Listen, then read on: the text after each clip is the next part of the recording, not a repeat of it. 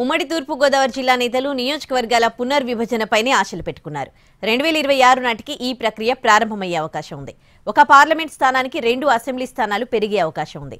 నియోజకవర్గ పునర్విభజనతో రిజర్వేషన్లు సైతం మారనున్నాయి. అదనంగా మరో 6 అసెంబ్లీ స్థానాలు పెరగనుండడంతో రాజకీయ పార్టీల నేతల్లో ఆశలు చిగురిస్తున్నాయి. ఆంధ్రప్రదేశ్లో 2026 నాటికి నియోజకవర్గాల పునర్విభజన జరగనుంది. నిజానికి 2014 రాష్ట్ర విభజనతోనే నియోజకవర్గాల పునర్విభజన జరగాలి. జనగణనతో పాటు మహిళా రిజర్వేషన్ బిల్లు ఆమోదం తర్వాతనే పునర్విభజన అనే సంకేతాలు వచ్చాయి. అయితే జనగణనతో పాటు మహిళా బిల్లు ఆమోదం పొందనుండడంతో 2026లో నియోజకవర్గాల పునర్విభజన జరుగుతుందని తెలుస్తోంది. ఉమ్మడి తూర్పుగోదావరి జిల్లాలో 3 పార్లమెంటు స్థానాలున్నాయి. ప్రతి పార్లమెంటు స్థానం పరిధిలో 7 అసెంబ్లీ నియోజకవర్గాలున్నాయి. నియోజకవర్గాల పునర్విభజనతో ప్రతి లోక్సభ స్థానం పరిధిలో 2 అసెంబ్లీ సీట్లు పెరిగే అవకాశం ఉంది.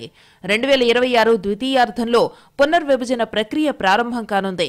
వీలైనంత త్వరగా పూర్తి చేసి కొత్త అసెంబ్లీ నియోజకవర్గాలను ప్రకటించాలని కేంద్రం భావిస్తోంది.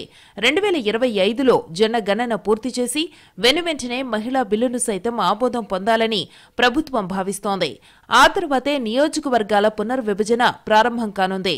ఒకవేళ పునర్విభజనతో 6 అసెంబ్లీ స్థానాలు పెరిగితే అన్ని పార్టీల్లోని ఆశావహులకు ఛాన్స్ దక్కనుంది. అందుకే జిల్లాల్లో నేతలు నియోజకవర్గాల పునర్విభజనపై ఎన్నో ఆశలు పెట్టుకున్నారు. 2026 నాటికి ఇది కార్యరూపం దాలుస్తుందని తెలియడంతో సంతోషపడుతున్నారు.